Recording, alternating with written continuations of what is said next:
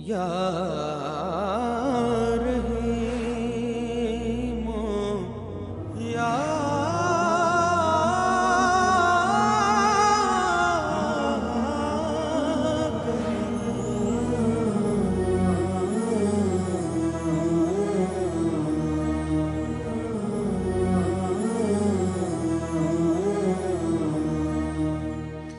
اعوذ باللہ من الشیطان الرجیم بسم اللہ الرحمن الرحیم اللہم صلی علی سیدنا و مولانا محمد وعلی آلہ واصحابہ وبارک وسلم وصلی علیہ۔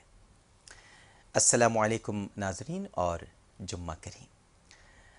جمعۃ المبارک کی ایک اور خصوصی ٹرانسمیشن کے ساتھ جیو ٹیلی ویژن نیٹ ورک پر عامر لیاقت حسین حاضر خدمت ہے۔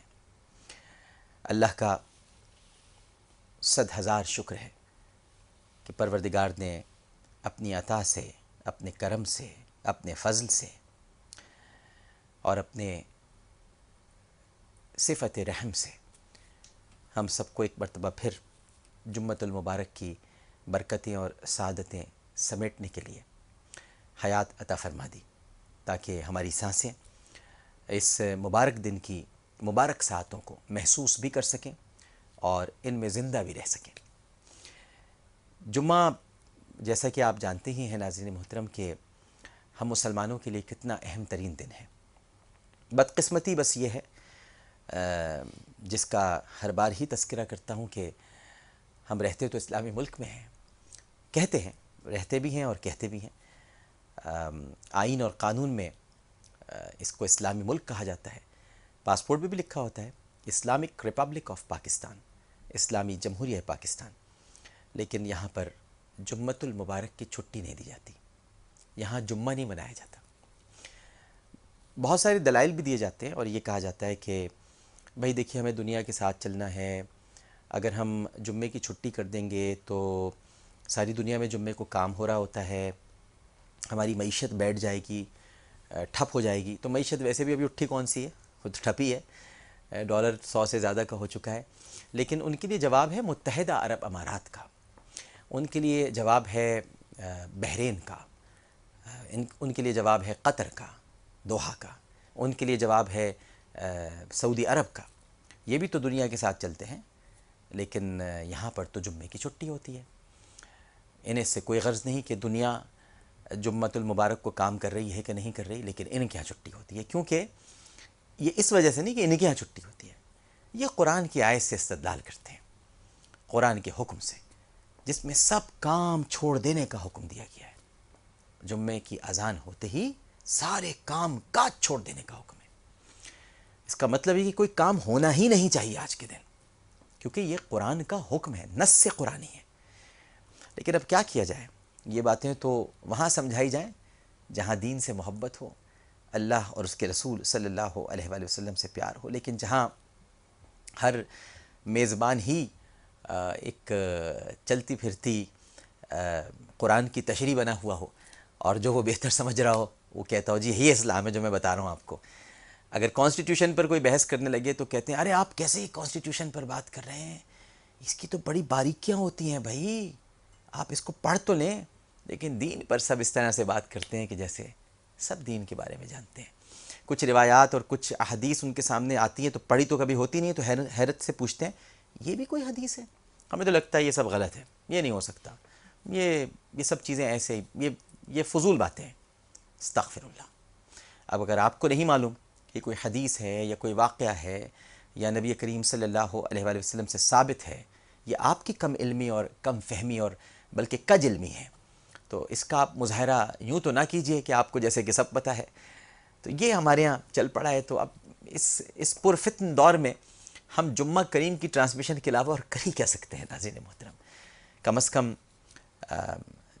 پتہ تو نہیں، لیکن ایک قلب کو اطمینان ہو جاتا ہے۔ یہ صرف آپ کو بتانے کے لیے کہہ رہا ہوں کہ ایک اطمینان قلب ہوتا ہے کہ اگر کبھی روز حشر مجھ مجرم سے، اور ہمارے جیو نیٹ ورک کے جتنے مجرمین ہیں، ظاہر ہم سب مجرم ہی ہیں، اگر مجھ سمیت سب سے یہ سوال کیا گیا تو کم از کم ہم ڈرتے ڈرتے بارگاہ رب العزت میں، اول تو ڈرتے اسی بات سے کہ ہم سے کچھ پوچھ نہ لیا جائے، اللہ تعالی ہم سے کلام نہ کر لے، لیکن یہ تو عرض کر سکیں گے کہ اے پروردگار ایک کوشش کی تھی کسی طرح جمعہ کریم منا لیا جائے، تو نے جس دن کو منانے کا حکم دیا ہے باقاعدہ تو نے حکم دیا ہے، کاش ہم اس دن کو منا سکیں۔ اور منانا کیا ہے؟ اس میں صرف نماز پڑھنی ہے، باجماعت نماز کی ادائیگی کرنی ہے، قرآن کی تلاوت کرنی ہے، درود پاک پڑھنا ہے، اذکار وظائف ہیں، یہی تو منانا ہے اس دن کو، اور کیا کرنا ہے؟ یہ ہمارے لیے عید کا دن ہے۔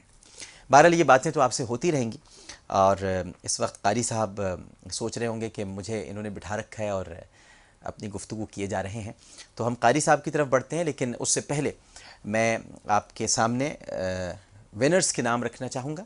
ہم نے پچھلا جمعے ہم نے آپ سے سوال کیا تھا یونائٹڈ کنگ کے عمرہ ٹکٹ کے لیے کہ وہ کون سے صحابی ہیں جن کے قبولیت اسلام سے مسلمانوں کی تعداد 40 ہو گئی تھی۔ جواب تو بہت آسان ہے، اور مجھے بڑی خوشی ہوئی کہ اس سیگمنٹ کے ذریعے یا ان سوالات کے ذریعے میری ایک خواہش تھی، اللہ تعالیٰ اسے قبول فرما لے، کہ کسی طرح لوگ کتابیں کھولنا شروع کر دیں، دوبارہ سے تاریخ اسلام کی طرف راغب ہوں، بزرگوں سے پوچھیں، جستجو ہو، دین کی معلومات حاصل کرنے کا جذبہ، چلیے انعام کے لالچ میں ہی صحیح لیکن جذبہ بیدار تو ہو۔ تو بہت سارے جوابات درست آئے، تو ہم نے قرآن دازی کی، اور قرآن دازی کے بعد کراچی سے اسلم فاروق صاحب کو بہت بہت مبارک ہو، عمرے کا ٹکٹ۔ جناب اسلم فاروق صاحب بہت جلد آپ انشاءاللہ حرمین طیبین کی زیارت کے لیے روانہ ہو جائیں گے۔ تو سوال کا جواب اب آپ کو بتا دیتا ہوں۔ بڑی عظیم المرتبت ہستی، میرے ماں باپ ان پہ قربان، میں ان پہ قربان، بہت بڑی ہستی جن کی وجہ سے آج میں تو سچ کہتا ہوں کہ آج انہی کی وجہ سے شاید ہم زندہ ہیں، کیونکہ نہ وہ قوانین مرتب کرتے، نہ اس معاشرے کے اندر ظلم اور ظالم اور ظلم کے درمیان فرق کرنے والا کوئی موجود ہوتا، اور مظلوم کی آہ سننے والا کوئی موجود نہیں تھا۔ ایسا دور ایک آ چکا تھا، اور یہ بہت پہلے سے ان کی ذات میں یہ خوبیاں تھیں کہ ان کو نبی کریم صلی اللہ علیہ وآلہ وسلم نے بہت پہلے سے کہہ دیا تھا، تم تو فاروق ہو۔ فاروق کا مطلب ہے حق اور باطل کے درمیان فرق کرنے والا۔ تو یہ تھے سیدنا فاروق اعظم رضی اللہ تعالی عنہ، جن کو ہم حضرت عمر فاروق رضی اللہ تعالی عنہ بھی کہتے ہیں، خلیفہ ثانی بھی کہتے ہیں، امیر المومنین بھی کہتے ہیں، خلیفۃ المسلمین بھی کہتے ہیں، دعائے رسول بھی کہتے ہیں، مراد رسول بھی کہتے ہیں، بہت سارے القابات ہیں، اور خسر رسول بھی ہیں۔ لیکن ان کی جو سب سے خوبصورت کوالٹی ہے، جو خصوصیت ہے، وہ نبی کریم صلی اللہ علیہ وآلہ وسلم کی دعا ہے۔ رسول اللہ صلی اللہ علیہ وآلہ وسلم نے کسی کے لیے دعا کی ہے تو یہ اعزاز سیدنا عمر ابن الخطاب رضی اللہ تعالی عنہ کو جاتا ہے۔ ایک واقعہ بھی آپ کو بتا دوں کہ ایک مرتبہ انہوں نے سیدنا ابو بکر صدیق رضی اللہ تعالی عنہ سے یہ ارشاد فرمایا کہ اے ابو بکر، مجھے آپ کی غار کی جو 3 راتیں ہیں، آپ کو پتہ ہے نا غار کی کون سی 3 راتیں؟ غار ثور کی 3 راتیں نبی کریم صلی اللہ علیہ وآلہ وسلم کے ساتھ، وہ آپ مجھے دے دیجئے، میرا سب کچھ لے لیجئے، مجھے غار کی وہ 3 راتیں دے دیجئے۔ تو یہ الفاظ تو ہمیں ملتے ہیں اور اس کا حوالہ بھی دیا جاتا ہے، لیکن سیدنا ابو بکر صدیق رضی اللہ تعالی عنہ کا جواب کوئی نہیں بتاتا۔ بھئی جب انہوں نے کچھ کہا ہوگا تو جواب بھی تو آیا ہوگا۔ تو سیدنا ابو بکر صدیق رضی اللہ تعالی عنہ نے سیدنا فاروق اعظم رضی اللہ تعالی عنہ کا مطالبہ اور سوال سن کر ان سے یہ کہا، تو بھی تو رسول کی دعا ہے، تو وہ دعا مجھے دے دے، میں تجھے 3 راتیں دے دیتا ہوں۔ تو آپ دیکھیے کہ فضیلتیں بھی بیان کی جا رہی ہیں، اس میں محبت بھی ہے، اس میں پیار بھی ہے، اور اس میں مقامات کا اظہار بھی کیا جا رہا ہے کھلے دل کے ساتھ۔ تو رسول کی دعا ہے، میرے پاس 3 راتیں ہیں، تو رسول کی دعا ہے۔ تو یہ واقعی رسول کی ایسی دعا تھے ناظرین محترم کہ یہ 40ویں مسلمان تھے، اور ان کے بعد مسلمانوں نے، لوگ کہتے ہیں نا یہ جلوس کہاں سے نکلتے ہیں، جلوس ثابت کریں بھائی، تو ہم آپ کو جلوس ثابت کر دیتے ہیں۔ مسلمانوں نے پہلا جلوس نکالا حضرت عمر رضی اللہ تعالی عنہ کے اسلام لانے کے بعد، دار ارقم سے 40 مسلمان نبی کریم صلی اللہ علیہ وآلہ وسلم کی قیادت میں حرم کی طرف روانہ ہوئے۔ یہ پہلا مسلمانوں کا جلوس تھا جو سیدنا فاروق اعظم رضی اللہ تعالی عنہ کے قبول اسلام کے بعد ایک طاقت آ گئی تھی، ایک ولولہ، ایک جوش، ایک جذبہ، اور اللہ اکبر کے نعروں کے ساتھ حرم پاک کی طرف بڑھنے لگے۔ اور بہت ساری خدمات ہیں سیدنا فاروق اعظم رضی اللہ تعالی عنہ کی، دامن وقت میں گنجائش نہیں ہے، ورنہ کائنات میں تو تذکرہ ہی ان ہستیوں کا ہونا چاہیے۔ یہ ہمارے پاس چونکہ ٹیلی ویژن پروگرام میں ایک مخصوص وقت ہوتا ہے، ورنہ ہم حضرت عمر پر اگر بات کریں تو پھر انہی پہ بات ہونی چاہیے۔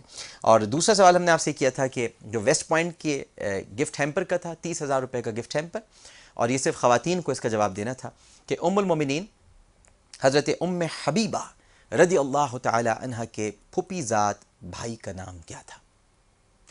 تو جواب تو بہرحال کم آئے کیونکہ تھوڑا مشکل سوال بھی تھا، لیکن اچھی تعداد میں بھی آئے۔ سعدیہ شاہ صاحبہ، ان کا تعلق لاہور سے ہے، آپ کو 30,000 روپے کا گفٹ ہیمپر بہت بہت مبارک ہو، اور ان کے پھوپھی زاد بھائی بھی ایک بڑے ہی پیارے خلیفہ، ان پر بھی ہماری جانیں قربان، ہمارے ماں باپ قربان، سارے خلفائے راشدین پر، سارے صحابہ کرام رضوان اللہ تعالی۔ دیکھیں صحابہ کہتے تھے یا رسول اللہ ہماری جان آپ پر قربان، ہمارے ماں باپ آپ پر قربان۔ ہمیں کیا کہنا چاہیے؟ ہمیں کہنا چاہیے صحابہ پر ہمارے ماں باپ قربان، کیونکہ درجہ بدرجہ ہمیں آگے بڑھنا چاہیے۔ رسول پہ تو قربان ہی قربان، لیکن پہلے صحابہ پر ہمارے ماں باپ قربان، کیونکہ محبت کا معیار اور مرکز صحابہ کرام رضوان اللہ تعالی علیہم اجمعین ہے۔ تو ایک اور خلیفہ راشد ہیں جن کی حیا کا تذکرہ ہوتا ہے، جن کی سخاوت کا تذکرہ ہوتا ہے، اور ایک مرتبہ اگر اجازت مجھے قاری صاحب دے تو میں ایک چھوٹا سا واقعہ بیان کر کے، کہ ایک مرتبہ ایسا ہوا کہ نبی کریم صلی اللہ علیہ وآلہ وسلم تشریف فرما تھے، اور دروازے پر دستک ہوئی۔ آپ نے سیدہ عائشہ صدیقہ رضی اللہ تعالی عنہا سے کہا۔ اب یہ میں آپ کو اس میں بڑی حکمتیں ہیں اس حدیث میں، لیکن میرے پاس اس وقت نہیں ہے، میں بتاتا۔ پہلی دستک پر حضرت عائشہ سے کہا کہ عائشہ دیکھو کون ہے۔ یہاں میں آپ کو اس علم غیب کے بارے میں بتانا چاہتا ہوں جو اللہ نے ان کو دیا ہے۔ جتنا اللہ دیتا ہے نبی اتنا ہی بتاتے ہیں، نبی از خود علم غیب نہیں رکھتے، بلکہ اللہ جتنا عطا فرماتا ہے۔ تو یہاں ایک علم غیب ہے۔ وہ علم غیب کیا ہے کہ حضرت عائشہ سے کہا کہ آپ دیکھیے دروازے پہ کون ہے۔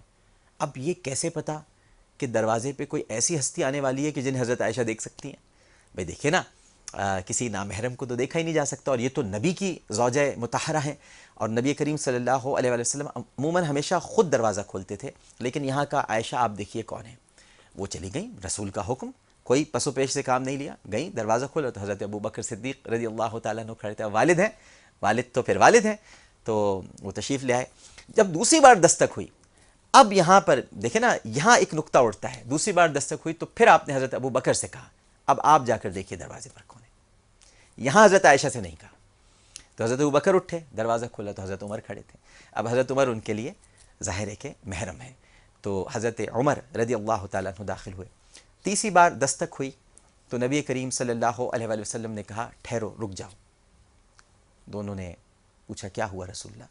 کہا رکو، آپ کی اس وقت پنڈلی مبارک، جس پنڈلی کو دیکھنے کے لیے ناظرین کرام فرشتے تو کیا صحابہ کرام بے قرار اور بے تاب رہتے تھے، سرکار کی پنڈلی کی زیارت ہو جائے۔ آپ نے وہ پنڈلی مبارک ڈھک لی اور حضرت عمر سے کہا دروازہ کھول دو جا کے۔ دروازہ کھول دیا۔ حضرت عثمان تھے، تشریف لے آئے۔ حضرت ابو بکر بڑا مشاہدہ ان کا، بڑا کمال کا مشاہدہ تھا، اور یہ اعجاز بھی انہی کو حاصل تھا کہ وہی نبی سے ایسے سوال کر سکتے تھے، کیونکہ دوست بھی ہے نا، یار غار بھی ہیں، دوستی بھی ہے۔ دوستی کا تھوڑا سا وہ ایک لیوریج لے لیا کرتے تھے اور پوچھ لیا کرتے تھے، گو کہ آقا ہیں لیکن پھر بھی ایک تعلق، بہت گہرا تعلق ہے، بڑا قریبی تعلق ہے۔ تو آپ نے پوچھا یا رسول اللہ، عرض کیا بارگاہ میں آیا تو آپ کی پنڈلی کھلی رہی، ہم زیارت کرتے رہے۔ پھر عمر آئے، آپ کی پنڈلی مبارک کھلی رہی، عمر بھی زیارت کرتے رہے۔ لیکن عثمان کے آنے سے پہلے آپ نے پنڈلی ڈھک دی، کیا وجہ ہے؟ تو نبی کریم صلی اللہ علیہ وآلہ وسلم نے ارشاد فرمایا میں اس سے حیا کیوں نہ کروں کہ جس سے فرشتے حیا کرتے ہیں۔ یہ ہے مقام سیدنا عثمان غنی رضی اللہ تعالی عنہ کا۔ تو یہ پھوپھی زاد بھائی حضرت ام حبیبہ رضی اللہ تعالی عنہ کے ہیں، سیدنا عثمان بن عفان یا سیدنا عثمان غنی رضی اللہ تعالی عنہ۔ چلیے جی، تو آپ کو بہت بہت مبارک ہو، اور سوال کرنے سے پہلے میں اب چونکہ ہم قرات کی طرف بڑھتے ہیں، ہمارا سیگمنٹ شروع ہو چکا ہے جو کہ سب سے بہترین کلام ہے۔ ہمارے ساتھ فرزند رشید ہیں قاری سید حسن شاہ بخاری صاحب کے، آئی ٹی ٹرینر ہیں مائکروسافٹ اور سسکو، اس کے علاوہ قومی اور بین الاقوامی قرات کے مقابلے میں پاکستان کی نمائندگی کرتے ہوئے پوزیشنز حاصل کی ہیں ماشاءاللہ، اور دنیا کے بیشتر ممالک میں قرات قرآن کے حوالے سے محافل کو آپ نے رونق بخشی ہے۔ قاری سید انوار الحسن شاہ صاحب، السلام علیکم۔ وعلیکم السلام۔ مزاجی گرامی بخیر۔ اللہ کا بہت کرم رہا، شکر ہے۔ پہلے تو میں بڑی معذرت چاہتا ہوں، میں کافی مخل ہو گیا آپ کے سیگمنٹ میں. نہیں، بہت خوبصورت باتیں آپ نے کی ہیں اور یہ ضروری ہیں اس وقت کے بس حوالے چونکہ سے. وہ صحابہ کا تذکرہ آ گیا تھا تو سوچا کہ کچھ کوئی شبہ نہیں. بیان ان کا ہی ہو جائے. بے شک بے شک. بسم اللہ. آج آپ کون سی آیات پڑھ رہے ہیں؟ آج سورۃ آل آل عمران کی عمران. آیات ماشاء ہیں. اللہ. وسارعوا الی بسم مغفرۃ اللہ. من ربکم. بسم اللہ. اعوذ باللہ من الشیطان الرجیم.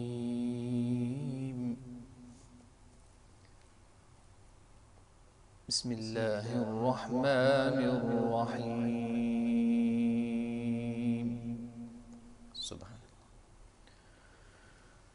وسارعوا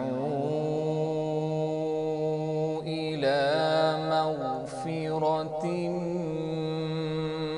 من ربكم وجنة عرضها السماوات والأرض. سبحان اللہ. وجنة عرضها السماوات والأرض أعدت للمتقين.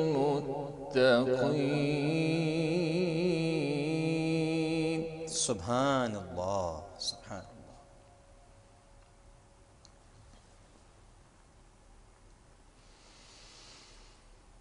الذين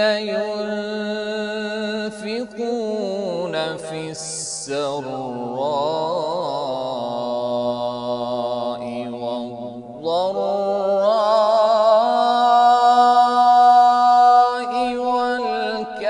والكاظمين الغيظ والعافين عن الناس.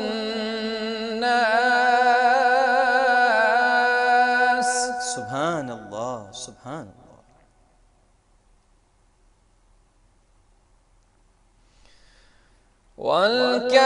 والكاظمين الغيظ والعافين عن الناس والله يحب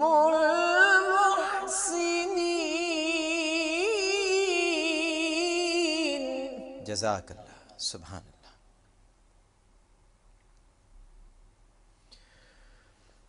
والذين إذا فعلوا فاحشة أو ظلموا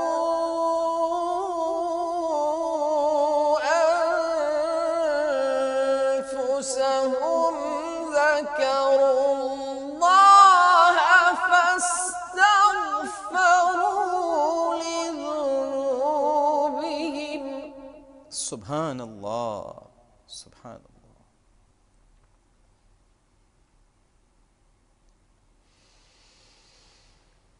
ذكروا الله فاستغفروا لذنوبهم ومن يغفر الذنوب إلا الله ولم يصروا على ما فعلوا وهم يعلمون. سبحان اللہ. سبحان اللہ.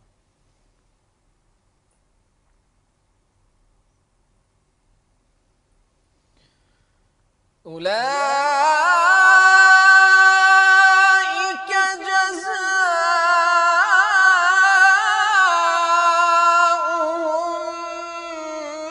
مغفرة من ربهم وجنات.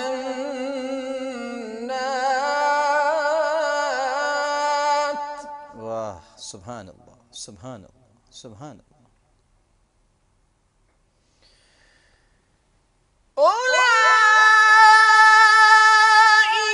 جزاؤهم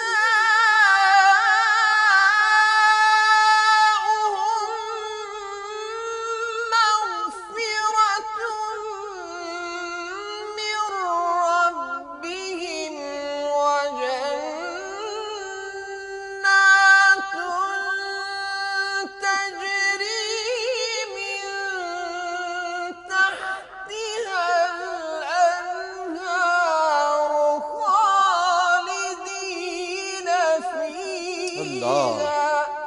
سبحان اللہ سبحان اللہ. ونعم أجر العاملين.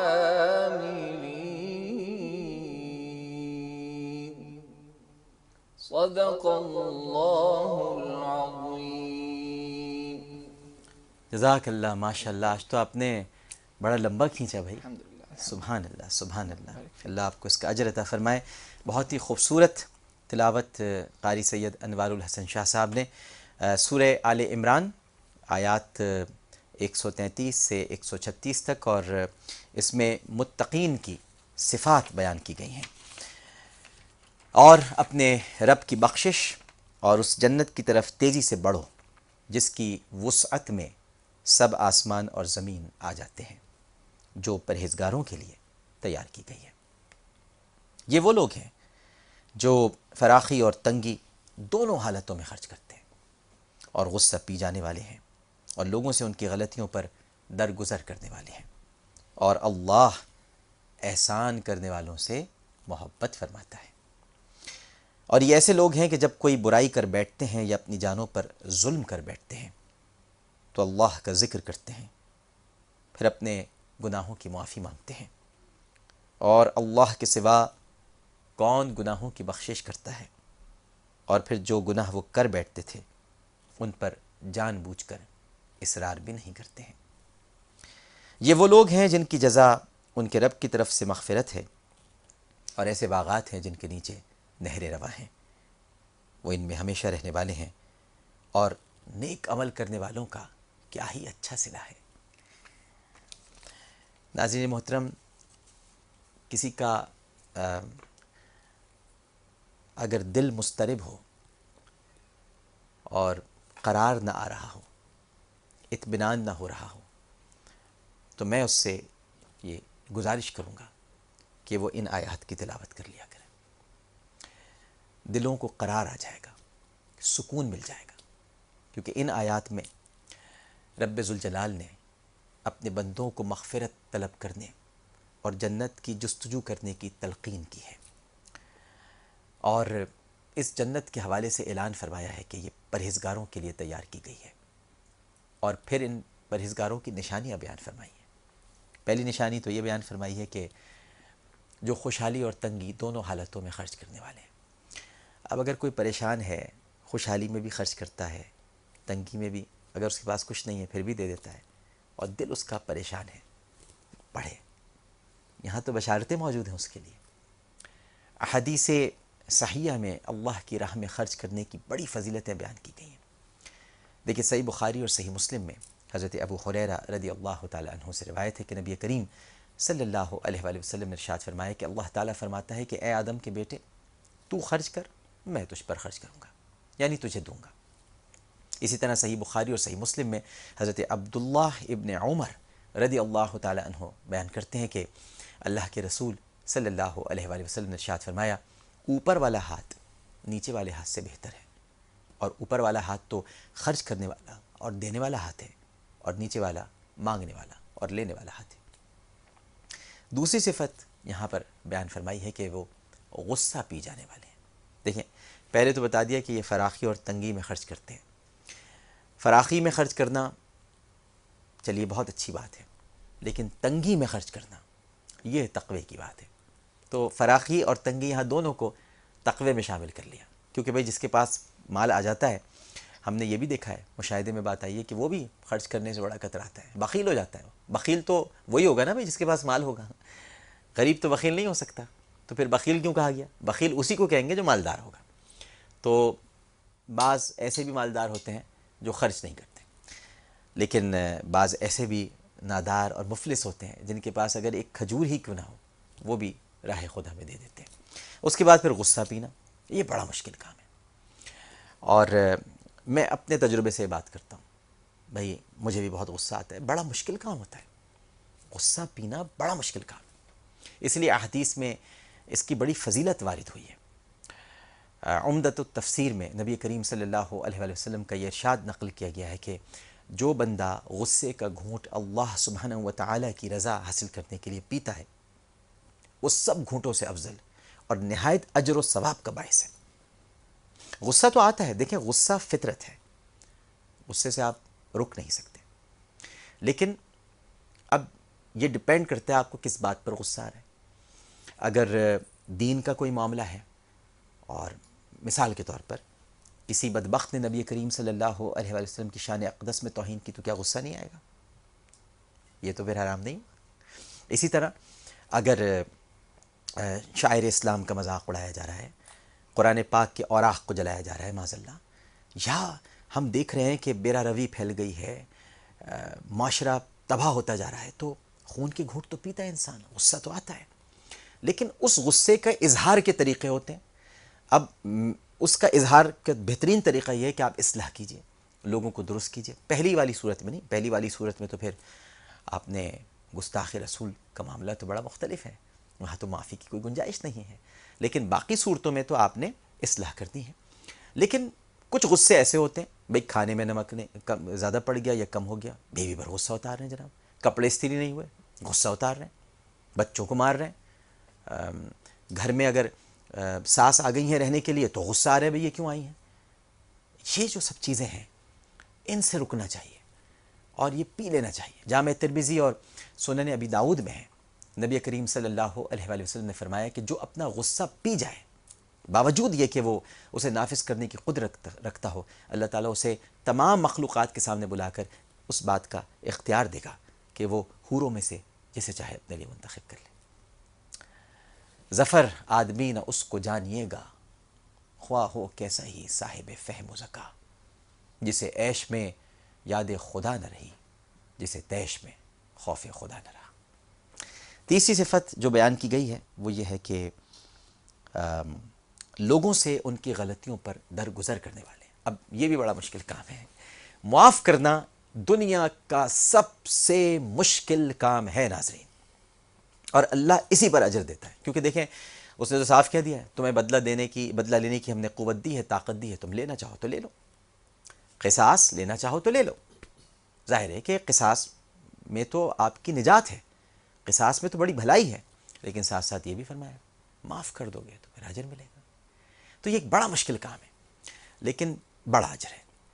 مشکات المصابیح میں حضرت ابو ہریرہ رضی اللہ تعالیٰ عنہ سے روایت نقل کی گئی ہے کہ نبی کریم صلی اللہ علیہ وآلہ وسلم نے فرمایا کہ اللہ تعالیٰ بندے کے عفو درگزر کے سبب اس کی عزت میں اضافہ فرما دیتا ہے، اور جو اللہ تعالیٰ کے لیے عاجزی اختیار کرتا ہے اللہ تعالیٰ اسے بلندی عطا فرماتا ہے. تو معاف کرنا سیکھیے، معاف کرنا سیکھیے ناظرین کرام. بہت کچھ کہا جائے گا آپ کو، بہت کچھ آپ کے بارے میں باتیں بھی ہوں گی، شاید غیبتیں بھی ہوں، شاید سازشیں بھی ہوں، شاید آپ کو کوئی تنگ بھی کرے، شاید کوئی نقصان بھی پہنچائے، لیکن معاف کرنا سیکھیے. ادھر آپ معاف کریں گے، ادھر آپ بلند کر دیے جائیں گے. کیونکہ معاف کرنے کا مطلب در حقیقت یہ ہوتا ہے کہ آپ اپنے معاملات کو اللہ کے سپرد کر دیتے ہیں. اصل بات یہ ہے، اور اللہ اس بات سے خوش ہوتا ہے. آپ کی معافی سے خوش ہونے کا مطلب کیا ہے معلوم ہے آپ کے؟ آپ اپنے معاملات خدا کے سپرد کر دیتے ہیں. بھئی میں بدلہ نہیں لیتا، میں کچھ نہیں کروں گا، اے اللہ میں نے معاف کیا، تیری رضا کے لیے معاف کیا، تیری خاطر معاف کیا. تو پھر آپ نے اللہ پر چھوڑ دیے معاملات.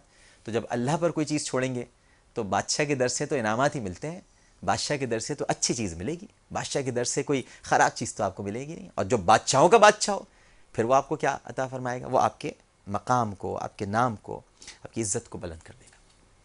پرہیزگاروں کی چوتھی صفت یہ بیان فرمائی گئی ہے کہ اگر کبھی ان سے کوئی گناہ سرزد ہو جائے تو فوراً اللہ تعالیٰ کی طرف رجوع کرتے ہوئے استغفار کرتے ہیں، اپنے گناہوں کی معافی مانگتے ہیں اور آئندہ کے لیے اس گناہ کے کام سے باز آ جاتے ہیں. یہ ہوتی ہے نیکوکاروں کی صفت ہوتی ہے. اگر ان سے گناہ یا غلطی ہو جاتی ہے فوراً مصلی کی طرف لپکتے ہیں، مصلی بچھایا، صلاۃ التوبہ پڑھی، آنسو بہائے. ادھر آنسو، میرا ایمان ہے ناظرین محترم کہ ادھر آنسو کا قطرہ ابھی رخسار سے بھی گرنے نہیں پاتا ہے کہ اللہ سبحانہ و تعالیٰ معاف فرما دیتا ہے. اور استغفار کے حوالے سے مسند امام احمد بن حنبل میں رحمہ اللہ تعالیٰ حضرت ابن عباس رضی اللہ تعالیٰ عنہ سے روایت ہے کہ نبی کریم صلی اللہ علیہ وآلہ وسلم نے ارشاد فرمایا کہ جو شخص استغفار کو اپنے اوپر لازم کر لے تو اللہ تعالیٰ اس کے لیے ہر تنگی سے نکلنے کا راستہ نکال دیتا ہے اور رنج و غم سے اس کو نجات دیتا ہے، اور ایسی جگہ سے اسے رزق عطا فرماتا ہے جہاں سے اس کو گمان بھی نہیں ہوتا. اور ایسے لوگوں کی جزا کو بیان کرتے ہوئے باری تعالیٰ ارشاد فرماتا ہے کہ ان لوگوں کے لیے ان کے پروردگار کی جانب سے مغفرت کا پروانہ ہے، اور ایسے باغات ہیں جن کے نیچے نہریں جاری ہیں، اور وہ ان میں ہمیشہ رہیں گے، ہمیشہ رہیں گے۔ اور کتنی اچھی بات آخر میں کہہ دی، میں تو کہتا ہوں ٹوٹے ہوئے دل کو قرار آ جائے گا یہ آخری بات سن کر، کیا کہ یہ اجر اور یہ صلہ نیک عمل کرنے والوں ہی کو ملتا ہے، کیونکہ اصل تو ترجمہ یہ قرآن کا ہے کہ نیک عمل کرنے والوں کا کیا ہی اچھا صلہ ہے، اور کتنا ہی پیارا صلہ ہے کہ دیکھیے جنت بھی مل گئی، اور ایسے باغات ہیں جن کے نیچے نہریں رواں ہیں، اور وہ اس میں ہمیشہ ہی رہنے والے ہیں۔ تو اب اللہ کے بندوں میں سے جو اس اجر و ثواب، مغفرت اور صلے کو حاصل کرنا چاہتے ہیں، انہیں چاہیے کہ اپنی ذات کو ان صفات سے آراستہ و مزین کریں جس کا حکم اور جس کے بارے میں ہمارے پروردگار نے اپنی کتاب بلاغت میں ہمیں بتایا، اور ابھی قاری سید انوار الحسن شاہ صاحب نے اس کی تلاوت فرمائی، کیونکہ انہی چیزوں میں تیزی دکھانے اور ایک دوسرے پر سبقت لے جانے کا حکم ہے۔ باقی وہاں میں اس کی جگہ پر آ جاؤں، یہ اس سبقت سے کوئی فائدہ نہیں، میں اس کو گرا دوں، میں اس جگہ بیٹھ جاؤں، کوئی فائدہ نہیں۔ جس کا جو مقام ہے، جو پوزیشن ہے، جو اللہ تعالیٰ نے عطا فرمایا ہے، وہ وہی رہے گا۔ سبقت نیک کاموں میں لے جائیے، نیک کام کیجیے۔ کسی نے اگر ایک یتیم خانہ بنوایا، آپ 2 اور بنوائیے۔ کسی نے اگر کسی ایک یتیم کے سر پر کفالت کا ہاتھ رکھا ہے، آپ 5 کے سر پہ کفالت کا ہاتھ رکھیے، یہاں سبقت لے جائیے، تو پھر جنتیں ہیں، باغات ہیں۔ بہت بہت شکریہ قاری سید انوار الحسن شاہ صاحب آپ کا، بڑی خوبصورت آیات تھی ماشاءاللہ، کھو کر رہ گئے ہم ان میں۔ ایک چھوٹا سا وقفہ لیتے ہیں، وقفے کے بعد دوبارہ حاضر ہوں گے، اور ہمارا اگلا سیگمنٹ ہے سب سے بہترین نصیحت، لیکن سوال میں آپ کے سامنے رکھے جا رہا ہوں تاکہ آپ اپنے سیل فون کو سنبھال لیں اور ایس ایم ایس کرنا شروع کر دیں۔ یونائٹڈ کنگ عمرہ ٹکٹ کے لیے آپ سے سوال کر رہا ہوں کہ ہجرت کے بعد مہاجرین میں سب سے پہلے پیدا ہونے والے اس بچے کا نام بتائیے۔ ہجرت کے بعد مہاجرین میں سب سے پہلے پیدا ہونے والے اس بچے کا نام بتائیے جس کی پیدائش سے یہودیوں کا دعویٰ جھوٹا ثابت ہو گیا تھا۔ اس کے لیے تو کتاب کھولنی ہی پڑے گی، دیکھنا پڑے گا بھئی یہودیوں نے دعویٰ کیا کیا تھا، تاکہ یہ بھی تو پتہ چلے آپ کو۔ تو یہودیوں کا دعویٰ جھوٹا ثابت ہو گیا تھا، اور ہجرت کے بعد مہاجرین میں سب سے پہلے پیدا ہونے والے اس بچے کا آپ نے نام بتانا ہے۔ ٹرپل اے لکھنا ہے، اسپیس دینا ہے، وہ نام لکھنا ہے، 436 پر سینڈ کر دینا ہے، اپنا نام اور شہر کا نام لکھنا نہیں بھولنا ہے۔ اگر آپ سمجھتے ہیں آپ کا جواب درست ہے، پھر ایک ایس ایم ایس سے کام نہیں چلے گا، کیونکہ پھر بہت سارے ایس ایم ایس آئیں گے تو قرآن اندازی کرنی پڑے گی، لہٰذا جتنے زیادہ ایس ایم ایس جیتنے کے اتنے ہی زیادہ مواقع۔ السلام علیکم ورحمۃ اللہ، جمعہ کریم۔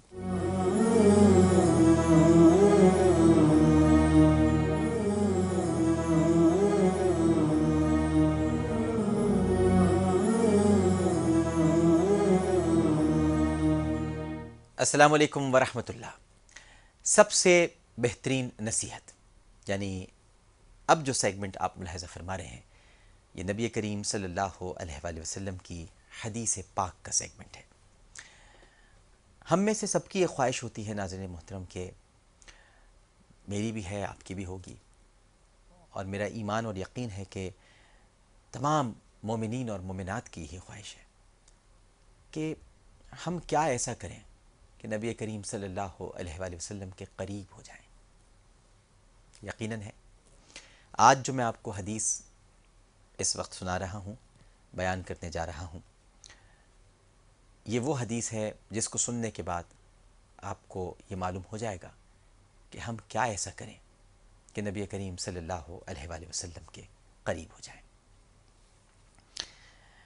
وعن معاذ بن جبل قال لما بعثه رسول الله صلى الله عليه وآله وسلم إلى اليمن خرج معه رسول الله صلى الله عليه وآله وسلم يوصيه، ومعاذ راكب ورسول الله صلى الله عليه وآله وسلم يمشي تحت راحلته، فلما فرغ قال يا معاذ إنك عسى ألا تلقاني بعد عامي هذا، ولعلك أن تمر بمسجدي هذا أو قبري، فبكى معاذ جشاعا لفراق رسول الله صلى الله عليه وآله وسلم، ثم التفت فأقبل بوجهه نحو المدینة فقال ان اول الناس بالمتقون من كانوا او حیث كانوا۔ اللہ اکبر۔ مسند احمد بن حنبل رحمہ اللہ تعالی، اس میں حضرت معاذ بن جبل رضی اللہ تعالی عنہ سے روایت ہے کہ نبی کریم صلی اللہ علیہ وآلہ وسلم نے جب ان کو یمن کی باغ ڈور دے کر روانہ فرمایا تو ان کو نصیحتیں کرتے ہوئے ساتھ ساتھ چلے۔ لکھا ہے نا الی الیمن خرج معاہ رسول اللہ صلی اللہ علیہ وآلہ وسلم یوصیہ، ساتھ ساتھ چلے نصیحتیں کرتے ہوئے۔ حضرت معاذ رضی اللہ تعالی عنہ اپنی سواری پر چل رہے تھے اور میرے آقا کریم صلی اللہ علیہ وآلہ وسلم پیدل تھے۔ جب آپ نصیحتوں یعنی نصائح اور ہدایات سے فارغ ہو گئے تو آقا کریم صلی اللہ علیہ وآلہ وسلم نے ارشاد فرمایا، معاذ اس سال کے بعد شاید تو مجھ سے ملاقات نہ کر سکے اور ممکن ہے تو میری اس مسجد اور قبر سے گزرے۔ یہ سن کر حضرت معاذ رضی اللہ تعالی عنہ رو پڑے اور نبی کریم صلی اللہ علیہ وآلہ وسلم کے فراق میں بہت روئے۔ جب فرمایا آپ نے وَلَعَلَّكَ أَن تَمُرَّ بِمَسْجِدِ هَذَا أَوْ قَبْرِي فَبَكَى مُعَاذٌ جَشَاعًا لِفِرَاقِ رسول اللہ صلی اللہ علیہ وآلہ وسلم۔ اس کے بعد نبی کریم صلی اللہ علیہ وآلہ وسلم نے اپنا چہرہ اقدس پھیر لیا اور مدینے کی طرف رخ کر کے فرمایا کہ مجھ سے قریب تر وہ لوگ ہیں، مجھ سے قریب تر وہ لوگ ہیں جو اللہ سے ڈرنے والے اور پرہیزگاری اختیار کرنے والے ہیں، خواہ وہ کوئی بھی ہوں اور کہیں بھی ہوں، یعنی کسی بھی ملک یا قوم، کسی بھی رنگ یا نسل اور کوئی بھی زبان بولنے والے ہوں۔ یہ اتنی خوبصورت بات، اور پھر آگے اور دنیا کے کسی بھی خطے میں رہتے ہوں۔ سوچئے ساری باتیں کہ مجھ سے قریب تر وہ لوگ ہیں جو خدا سے ڈرنے اور پرہیزگاری اختیار کرنے والے ہیں، خواہ وہ کہیں بھی ہوں، کوئی بھی ہوں، کسی بھی ملک، قوم، رنگ، نسل سے تعلق رکھتے ہوں، کوئی بھی زبان بولنے والے ہوں اور دنیا کے کسی بھی خطے میں رہتے ہوں۔ قریب وہ ہوں گے جو اللہ سے ڈرتے ہیں اور پرہیزگاری اختیار کرتے ہیں، تقوی اختیار کرتے ہیں۔ اب آپ سوچ لیجئے کہ کوئی تخصیص میرے آقا کریم صلی اللہ علیہ وآلہ وسلم نے نہیں رکھی ہے، نہ زبان کی، نہ رنگ کی، نہ نسل کی، نہ خطے کی، نہ علاقے کی۔ بس اللہ سے ڈرو، پرہیزگاری اختیار کرو، تم میرے قریب ہو جاؤ گے۔ ثم التفت فاقبل بوجهه نحو المدینة فقال، اپنا چہرہ اقدس مدینے کی طرف پھیرا، رخ کیا اور فرمایا ان اول الناس بی المتقون من کانوا او حیث کانوا۔ اس سے خوبصورت نصیحت، اس سے خوبصورت بات اور کوئی ہو نہیں سکتی۔ ایک چھوٹا سا وقفہ لیتے ہیں، وقفے کے بعد جب حاضر ہوں گے تو سب سے بہترین واقعہ آپ کے سامنے پیش کریں گے۔ السلام علیکم ورحمۃ اللہ۔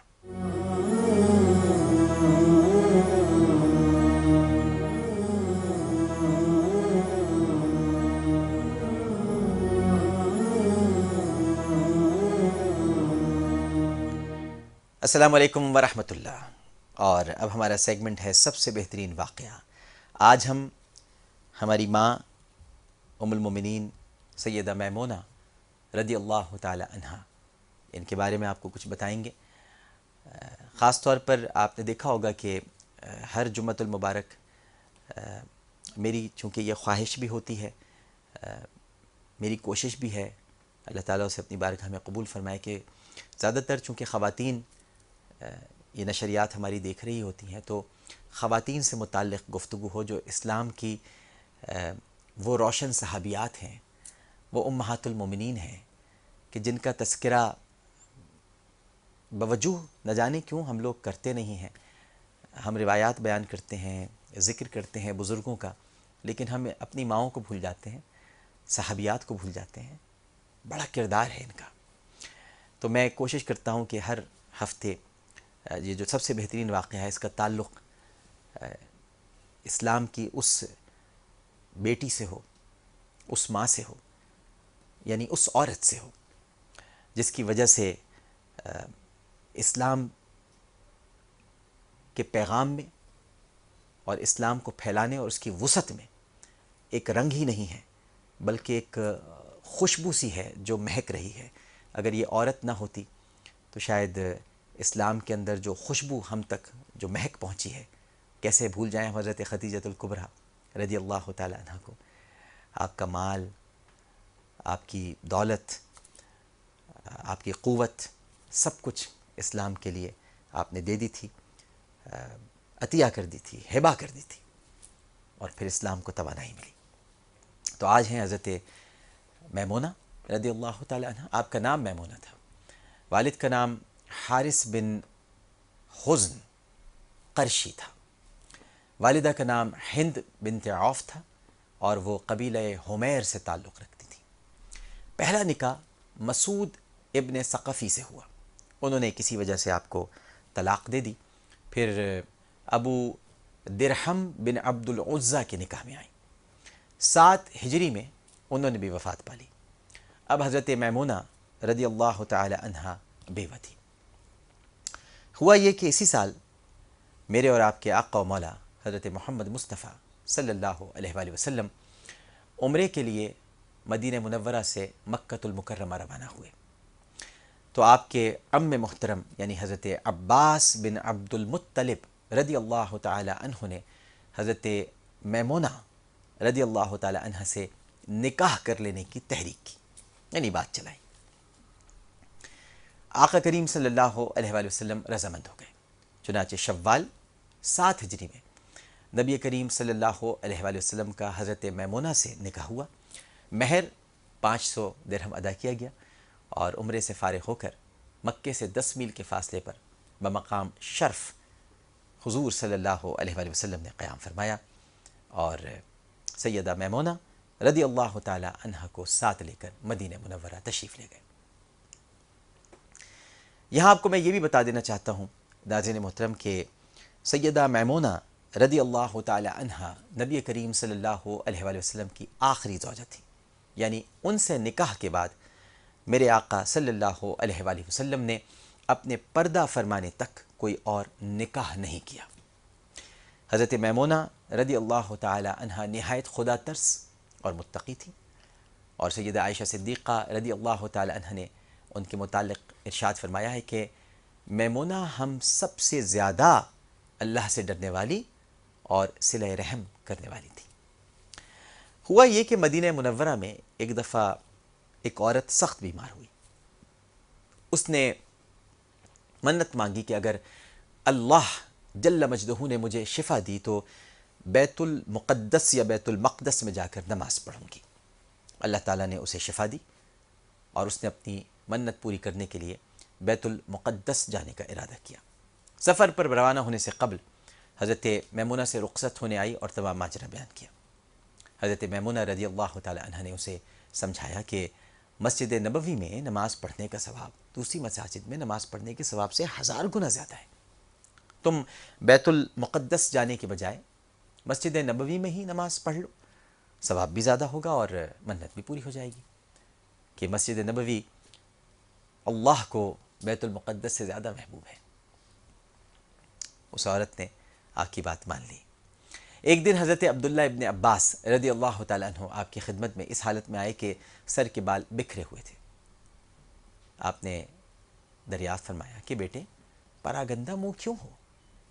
حضرت عبداللہ ابن عباس رضی اللہ تعالیٰ عنہ نے کہا کہ میری بیوی بیماری کی حالت میں ہے، وہی میرے سر میں کنگھی کیا کرتی تھی، لیکن اب اس حالت میں ہونے کی وجہ سے میں نے یہ کام لینا اس سے مناسب نہیں سمجھا۔ حضرت میمونہ رضی اللہ تعالیٰ عنہ نے فرمایا واہ بیٹے، کبھی ہاتھ بھی ناپاک ہوتے ہیں؟ ہم اسی حالت میں ہوتی تھیں اور نبی کریم صلی اللہ علیہ وآلہ وسلم ہماری گود میں سر رکھ کر لیٹتے تھے اور قرآن پڑھتے تھے، اور پھر ہم اسی حالت میں مصلی اٹھا کر مسجد میں رکھ آتی تھی۔ ایک دفعہ حضرت میمونہ رضی اللہ تعالیٰ عنہ کا قریبی رشتہ دار ان کی خدمت میں حاضر ہوا، اس کے منہ سے شراب کی بو آ رہی تھی۔ آپ اس پر غضبناک ہوئیں اور سختی سے جھڑک کر آپ نے ارشاد فرمایا کہ آئندہ کبھی میرے گھر میں قدم نہیں رکھنا، اور کبھی پھر اس کو اپنے گھر میں آنے نہیں دیا آپ نے۔ ایک دفعہ آپ نے ایک لونڈی کو راہ خدا میں آزاد کر دیا۔ نبی کریم صلی اللہ علیہ وآلہ وسلم کو معلوم ہوا تو نبی کریم صلی اللہ علیہ وآلہ وسلم نے ارشاد فرمایا کہ اللہ تم کو جزا دے میمونہ۔ در حقیقت حضرت میمونہ رضی اللہ تعالی عنہ بہت مخیر اور فیاض تھیں، اس لیے وقتاً فوقتاً قرض لینے کی نوبت آ جاتی تھی۔ ایک دفعہ بہت زیادہ رقم آپ نے قرض لے لی۔ کسی نے پوچھا ام المومنین اتنی زیادہ رقم کی واپسی کی کیا صورت ہوگی؟ فرمایا میں نے نبی کریم صلی اللہ علیہ وآلہ وسلم سے سنا ہے جو شخص قرض ادا کرنے کی نیت رکھتا ہے اللہ تعالیٰ خود اس کا قرض ادا کرنے کے اسباب مہیا فرما دیتا ہے۔ حضرت میمونہ رضی اللہ تعالی عنہ نے 51 ہجری میں صرف کے مقام پر جہاں ان کی رسم عروسی ادا ہوئی تھی، اس کو شرف بھی کہتے ہیں، اس کو صرف بھی کہتے ہیں، وہاں پر آپ نے وفات پائی۔ جب جنازہ اٹھایا گیا تو حضرت عبداللہ بن عباس رضی اللہ تعالی عنہ نے فرمایا کہ جنازے کو زیادہ حرکت نہ دو کہ نبی کریم صلی اللہ علیہ وآلہ وسلم کی رفیق حیات ہیں، ادب کے ساتھ آہستہ آہستہ چلو۔